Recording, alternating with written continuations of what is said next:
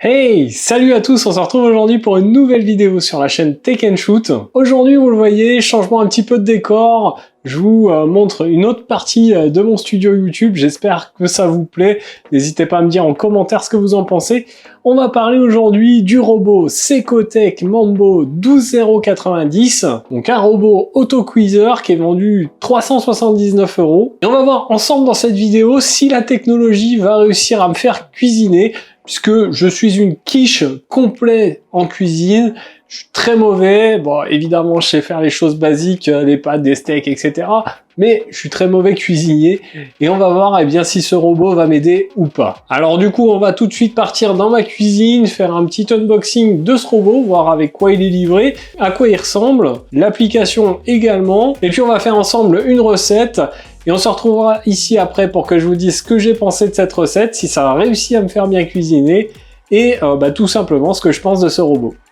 Bon allez, on se retrouve sur ma table de cuisine pour déballer ce Mambo 12090 de Secotech. Alors celui-ci vous arrive dans ce carton, on a un carton assez imposant, ce qui montre que le robot doit être assez gros quand même. Allez, on va tout de suite le déballer. Alors lorsqu'on déballe, on découvre déjà une petite carte écrite en anglais et en espagnol qui nous dit de découvrir un univers de recettes avec le Wi-Fi. Donc on est bien sur un robot connecté. Sur le côté, on retrouve un manuel d'utilisation dans toutes les langues, dont le français. Une petite carte avec le QR code pour télécharger l'application. Un manuel d'utilisation avec une partie en français pour l'application. Ainsi qu'un livre de recettes. Par contre, petit bémol, le livre de recettes est en espagnol. Allez, j'ai pris le petit couteau de cuisine, on va déballer la première partie.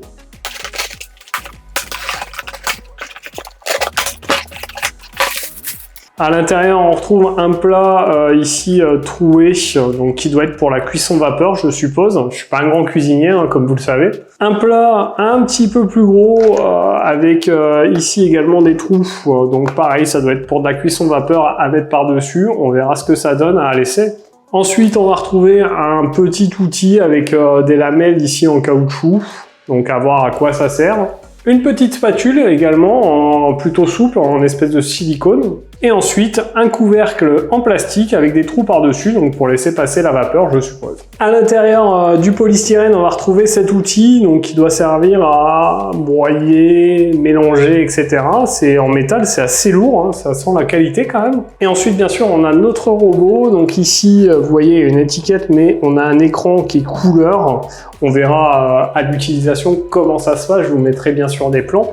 On a un bouton de réglage ici, la prise qui est là à l'arrière. On a ici un gros bol qui, bien sûr, peut s'enlever, donc ça c'est plutôt pas mal. On est sur du métal, c'est pas mal, ça paraît vraiment solide hein, quand même. Le couvercle, évidemment, s'enlève. On a un petit bouchon qui vient par-dessus. À l'intérieur de ce bol, on va retrouver un petit panier ici. Et je sais pas si vous allez le voir, mais au fond, ici à l'intérieur, on a des lames qui sont faites clairement pour couper. Donc voilà un petit peu pour l'unboxing de ce robot. Il me paraît assez qualitatif quand même déjà au déballage. On va voir si la tech m'aide à cuisiner. Je vais le tester pendant un petit moment et puis on se retrouve nous tout de suite pour faire une petite recette. Alors avant de débuter la recette, on va déjà configurer le robot. Donc là je l'ai allumé. Il me demande de choisir la langue. On va partir sur le français parce que c'est plus facile. On a un écran tactile en couleur, ça c'est plutôt agréable. On valide. Alors voilà, là il me demande de sélectionner le réseau Wi-Fi. Donc on prend un réseau Wi-Fi en 2,4 GHz. Donc voilà, là le Wi-Fi il est connecté. On fait continuer. Et donc voilà, là on a l'affichage des recettes. Donc on a pas mal de recettes. La traduction, j'ai regardé, elle est pas super pour tous les plats. Globalement, on a beaucoup de plats typiques espagnols. C'est normal, le robot vient d'Espagne. J'espère que les recettes vont s'agrémenter au fur et à mesure. Et moi, pour cette première recette avec vous, j'ai choisi de faire un chili con carne. Donc on a moyen de rechercher ou de naviguer dans les applications. Donc on va chercher cette recette. Donc voilà, hop, chili à la viande. Donc là, il nous liste tous les ingrédients. Alors on a besoin de sel, 2 ail, du poivre, de l'huile d'olive, de l'oignon, un poivron, 150 g d'haricots rouges cuits, 100 g de maïs, alors 400 g de tomates hachées ils disent, donc moi j'ai pris de la tomate pelée, ils disent en conserve, j'ai pas trouvé de tomate hachée, donc on va prendre de la pelée qu'on coupera en petits morceaux, 400 g de viande hachée de bœuf, du tabasco, de la coriandre, du cumin et du paprika. Eh ben allez, on va commencer. Hein. Là, on a un petit message qui nous dit que le produit doit fonctionner sous surveillance, ce qui paraît logique, hein. On cuisine rarement sans regarder. Après, on peut le laisser un petit peu tout seul, aller faire quelques trucs. De toute façon, il gère un petit peu. Alors, il nous demande de changer d'outil. Donc, on va ouvrir hop, le couvercle.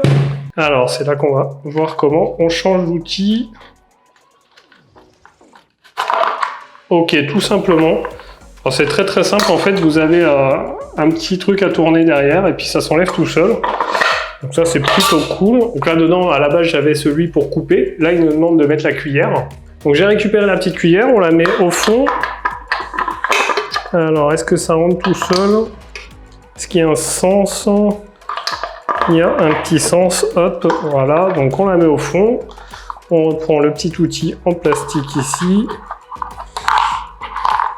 Hop. Voilà. Tac, on vient coincer et c'est bon, c'est installé. Donc on va replacer notre bol. Hop, il y a un sens, hein, la poignée est toujours devant. Alors ça c'est fait. Maintenant, ils me disent de verser 25 g d'huile dans le bol et 100 g d'oignon.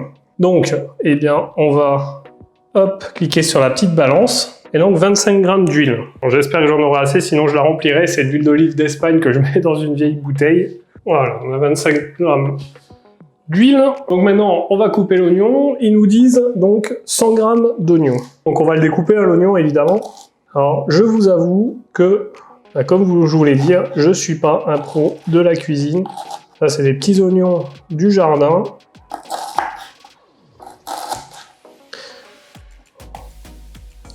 Bon, on va les couper un petit peu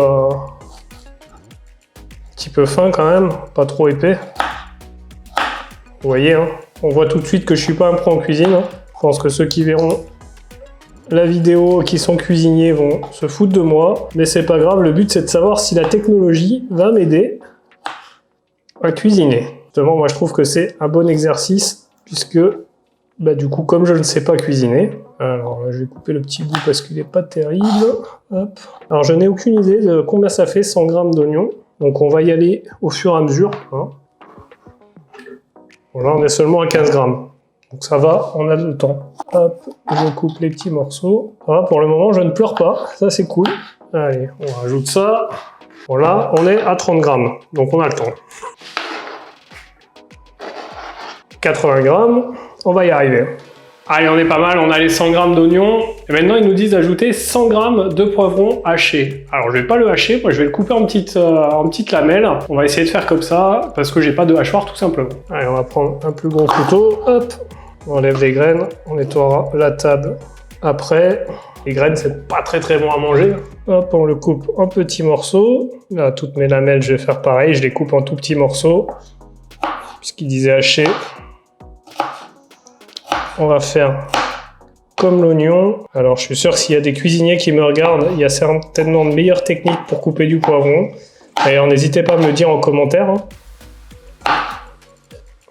Parce que si ce robot arrive à me faire cuisiner, c'est pas la seule recette que je ferai.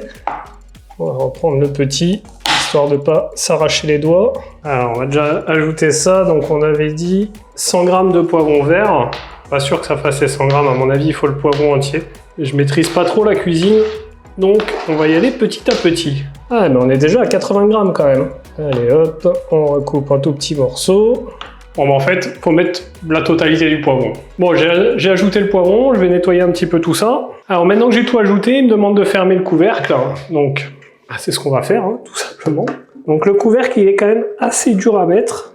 Hop, là il est fermé. Il me demande de mettre le gobelet et de le fermer. Donc voilà, c'est fait, il est fermé. Donc là, il me dit vitesse 1, 120 degrés, contrôle de la température 10. Donc on va faire commencer. Et voilà, le robot se lance. Alors vous voyez, ça fait un petit peu de bruit. On va laisser patienter, puis on se retrouve tout de suite après pour la suite de la recette. Donc là, la deuxième étape est terminée. Maintenant, il nous demande d'ajouter 400 g de viande hachée. Alors j'ai ma viande hachée ici. Hop, et on va rajouter notre viande hachée. Je la découpe un peu quand même. Ça ne soit pas tout d'un bloc.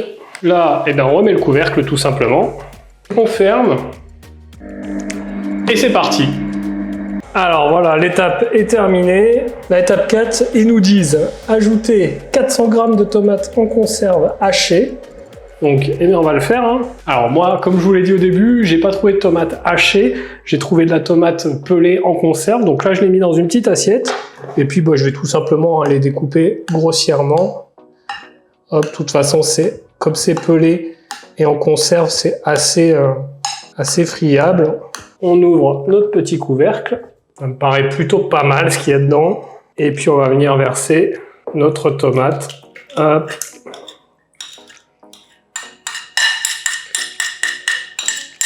On y met le jus, ça devrait pas être mauvais. Donc là j'ai mis la tomate, qu'est-ce qu'ils nous disent? 2 gouttes de tabasco. Seulement 2 gouttes? Oh, ils sont un peu radins. Bon, à votre avis, j'en mets plus que 2 gouttes? Ouais, on va en mettre 4. D'ailleurs, dites-moi en commentaire si vous aimez quand c'est pimenté ou pas. Alors voilà, j'ai mis mes 4 gouttes de tabasco. Ils nous disent une demi-cuillère à café de cumin. Hop, voilà, j'ai mis mon cumin. Une cuillère à café de paprika. Voilà pour le paprika, du sel, du poivre. Alors là, ils disent pas les doses et moi, je suis pas très bon à ça. Donc, on va y aller un peu au pif. Hop.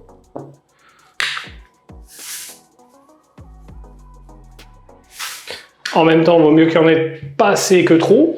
Et là, on remet le couvercle et on ferme le gobelet doseur. Et puis ben là, c'est parti pour 20 minutes.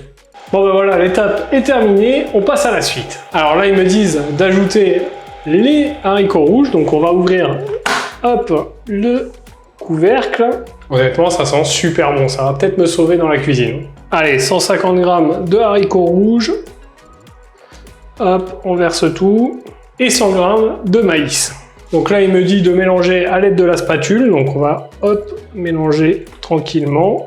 On enlève ce qu'il y a sur les bords, hein. Là, c'est fait. Et du coup, là, ils me disent de laisser reposer 5 minutes et de servir avec du riz et de la coriandre fraîche. Et donc, voilà, la recette est terminée. Je vais m'en aller tout de suite la goûter. Et puis, on se retrouve après dans mon bureau pour que je vous dise ce que j'en ai pensé et si vraiment la technologie a réussi à me sauver de la cuisine. Alors, j'ai cuisiné ce chili con carne avec vous, vous l'avez vu. Et je l'ai goûté. Et ben franchement, c'était vraiment super bon. Je l'ai fait goûter à des amis qui étaient ici. Ils ont tous adoré. Et ben du coup, le pari est rempli. J'ai réussi à faire une recette grâce à ce robot Secotech 12090. Et déjà, ça, c'est super cool. Alors concrètement, qu'est-ce que je pense de ce robot? Eh ben, on a une belle qualité de finition. On a un bel écran qui nous aide vraiment quand on cuisine. Le bol est facile à nettoyer du fait que ça soit en inox, ça c'est plutôt cool. Ce que je lui reproche par contre, c'est beaucoup de recettes espagnoles, très peu de recettes françaises, ça c'est un petit peu dommage. J'espère que qu'il va y avoir des recettes au fur et à mesure qui seront ajoutées dans le robot avec le temps, des recettes un peu plus françaises. Après on est sur un robot espagnol, donc c'est un peu logique qu'il y ait pas mal de recettes espagnoles. Sinon, concrètement, très simple d'utilisation, l'application honnêtement sert pas à grand chose, il faut le reconnaître. Voilà, j'ai pas vraiment trouvé d'utilité vraiment à cette application, si ce n'est avant de cuisiner, de chercher des recettes dessus, puisque toutes les recettes qui sont dans le robot sont aussi dans l'application. Mais honnêtement, voilà, l'application elle est vraiment pour moi anecdotique. Et globalement, le robot suffit à lui-même. Pas besoin d'application. Donc vous l'aurez compris, puisque j'ai bien aimé ce que j'ai mangé, forcément j'ai adoré ce robot et c'est vraiment un robot que je vous conseille. D'ailleurs n'hésitez pas à me dire vous en commentaire ce que vous avez comme robot si vous utilisez ce genre de produit. Je suis assez curieux de le savoir. Dites-moi ce que vous avez pensé de ma façon de cuisiner. Je pense qu'il y en a pas mal qui vont rire. Et n'hésitez pas aussi à vous abonner à la chaîne et à liker la vidéo. C'est hyper important. On a dépassé les 6000 depuis quelques jours. Et ça fait grave plaisir. Et puis nous, on se retrouve dans une prochaine vidéo. En attendant, prenez soin de vous. À plus et bon shoot!